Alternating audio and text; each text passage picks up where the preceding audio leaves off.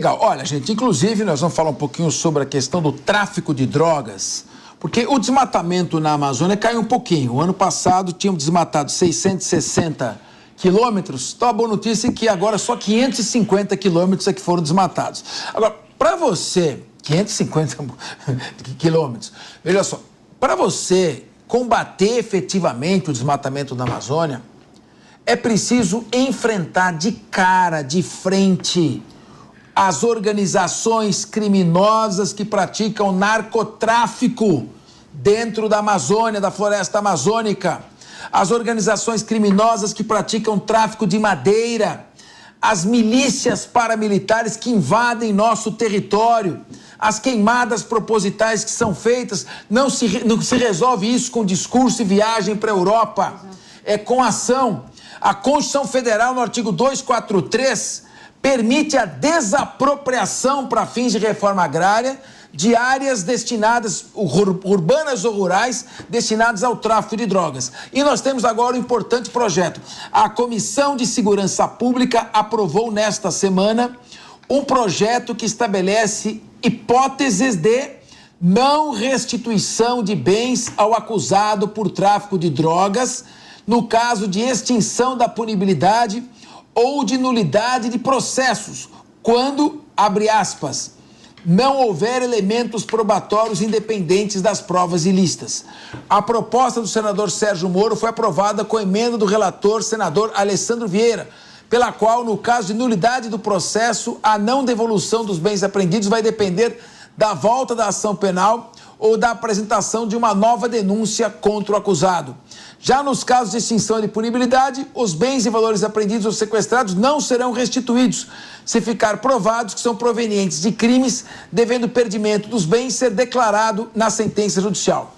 Bom, vou começar com o Diego Tavares. Ô, Diego, nós tivemos há pouco uma decisão do STJ mandando restituir um helicóptero para um traficante. Exato. Outra decisão anulando um processo porque o criminoso, pego com drogas, o traficante, estava na motinho. Quando ele viu o comando da polícia militar, ele se atrapalhou todo, tentou fugir, subiu na calçada e isso despertou a suspeita. E aí, ao fazer a revista, descobriu-se que ele era um traficante. O processo foi anulado, sabe por quê? Porque houve critérios subjetivos, foi a opinião do policial e sem base em dados objetivos que levou à nulidade. Talvez essa tenha sido a preocupação do senador Sérgio Moro. Toda hora se busca um maior argumento para anular um processo.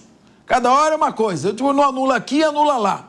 E aí, quando vamos anular o processo, os bens voltam para o tráfico, para a organização criminosa. Absurdo. É uma questão polêmica. Eu já vi que o Nelson Kobayashi está estrelando, porque tem um princípio que diz: quod nullum est, nullum produce um effecto. Quer dizer, o que é nulo não produzir nenhum efeito. Como é que num processo nulo você vai ficar com os bens do acusado? Mas vamos enfocar sobre a questão da segurança pública e vamos ouvir a Dani, o Nicoli e, por último, o nosso juridiquês, Nelson Kobayashi. Pouco juridiquês, hein, Koba? Por favor. Eu acho que para a audiência já ficou complicado até a chamada da matéria. Mas vamos lá. Capês, eu acho que um projeto como esse é importante num país no qual constantemente nós precisamos dizer o óbvio.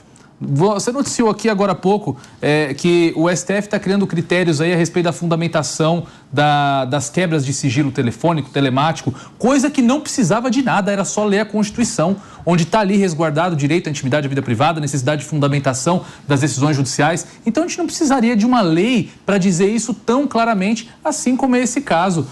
Você falou que está muito juridiquês que o nosso espectador não consegue entender. Eu falei o seguinte, aqui o público se o processo... nível 1. Não, falei o seguinte, um traficante é processado.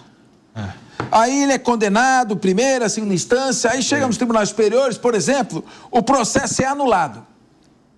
Anulou o processo, volta todos bem, o helicóptero, o carro, as armas, tudo para ele. O projeto é o seguinte, olha, a partir do momento que foi anulado o processo, mesmo que tenha sido anulado o processo, mesmo que, por exemplo, deu prescrição, os bens não serão devolvidos se o seu porte constituir crime. Certo. É isso que nós estamos discutindo. Você é a favor disso? Ué, mas peraí, deixa eu até fazer um adendo aqui.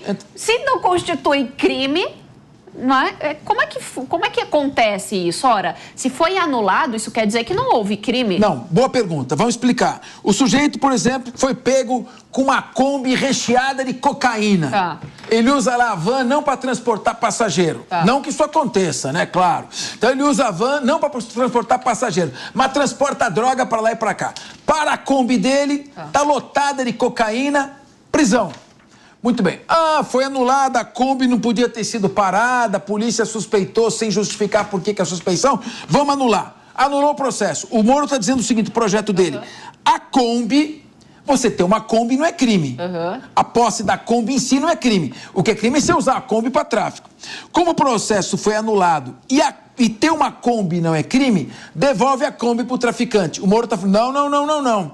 Se for anulado o processo, ter esta Kombi, como ela foi usada para a prática de um crime, ele vai perder essa Kombi também. Ele quer que não permita a devolução. O que você acha disso? Não, divide a tela, os dois já querem debater. Eu quero bate-boca aqui, eu não quero que concordem.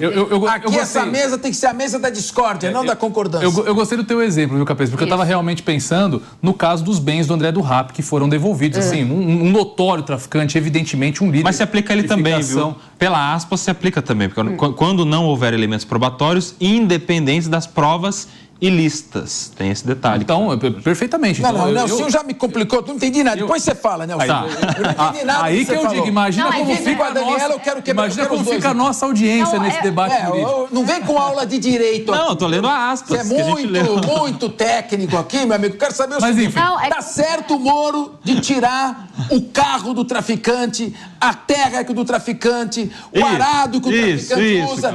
Ele tá certo ou dizer assim, não, anulou o processo, dá tudo pro traficante de novo. Na minha visão tá corretíssimo, porque nós precisamos nos livrar dessa imagem de que aqui o crime compensa, de que aqui você pode fazer tudo e depois você vai ter aí o produto, que até o que você adquiriu com o dinheiro do crime que você cometeu, você vai poder manter isso para você manter uma vida boa com os proventos do crime. Então, esse projeto do Sérgio Moro, enfim, claro que a gente precisa fazer uma análise aprofundada da extensão, do que ele atinge, do que ele não atinge, mas a princípio, o princípio geral desse processo de pegar os bens desses criminosos que tiveram origem na prática da ação criminosa, para mim tá excelente. O que você acha, Nicolini? Você concorda com ele? Concordo, precisa ter articulação com a Receita Federal. De onde veio o dinheiro para comprar um helicóptero? Trabalhando que não foi, né, honestamente. E certamente foi por conta... Receita Federal é só pra gente, o Paulo. Precisa ter articulação de um sistema mais Nicolas, você tá ficando muito de direita, hein? Tá dando Mas, tá muito nesse caso, precisa ter articulação com a Receita Federal. Agora, ô Nelson, a gente sabe que aqui não interessa se é direita ou se é esquerda. Interessa se é direito. Exato. Você consegue dar a sua opinião sem complicar muito com juridiquês? Você parece que tá dando aula. Imagina, fala. Falou Fernando Capês, nosso professor, doutrinador.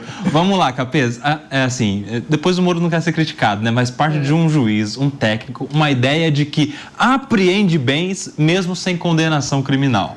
Num estado em que, na nossa Constituição, a presunção é de inocência. E nessas aspas que nós lemos na notícia, ele fala que tem que apreender o bem mesmo quando não houver elementos probatórios independentes das provas ilícitas. Ou seja, ele está falando, se for com prova ilícita, mesmo assim tem que aprender. Ou seja, está legalizando a prova ilícita.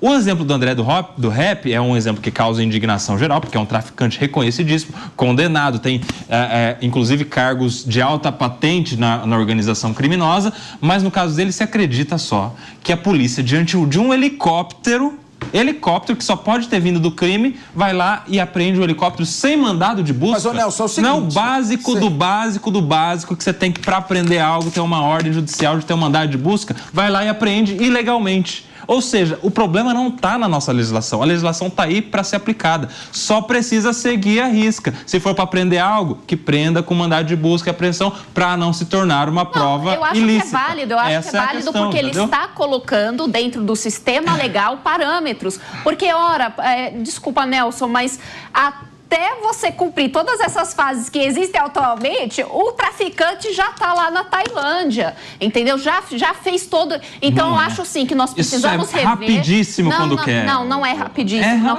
Sabe por quê? O crime organizado, Kobayashi, ele está dentro das instâncias de Estado também. Não existe só o Estado ali. Parabéns, Dani. Eu já acompanhei, nós Dani. precisamos... Eu também já acompanhei. Aliás, o que você já acompanhou? Eu nem falei. Olha, não, eu estou acompanhando a questão do crime organizado, porque é um tema em que eu sou pesquisadora. Né? Então, a gente não tem só o crime organizado trabalhando paralelo ao Estado sozinho. O crime organizado paga bons advogados quando lá processo. Olha só. E, aliás, fornecem também, aliás, eles colocam e pagam a faculdade para que eles possam defender. Ou seja, nós precisamos sim rever. É a mesma coisa da Lava Jato, por exemplo. Ora, nós vamos anular, porque não foi feito como deveria para pegar bandido corrupto nesse país. Ou seja, então, nós temos que devolver todos os bens. Aqueles 6 bilhões vão ser devolvidos. Só para o Kobayashi. Ô, Dani, você está dizendo o seguinte, que nós estamos enfrentando o tráfico de drogas com estilingue? Balinha, exatamente, com estilingue. De canivete numa floresta? Exatamente. Mas assim, você quer tirar o canivete? Não, tem jeito. Sabe o que tem que fazer? Tem que resolver o problema de déficit de policiais civis e militares. A gente tem 30% de déficit. É assim que vai resolver. Dar mais força, estrutura, tecnologia para a polícia. Eu já acompanhei, Dani, aí sim o que eu acompanhei, mandados, cumprimento de mandados, porque a gente acompanha algumas vezes, em que de manhã, 6 horas da manhã, está na porta de alguém que está sendo vítima de um mandado de busca, chega lá, eles acham alguma coisa outra interessante, rapidinho já representa e o juiz dá um novo mandado na hora, é questão de horas. Dá jeito, sim, isso não é generalizado. De resolver se quiser. Não precisa... Aliás, para ser justo, prender ilegalmente. Porque o crime organizado...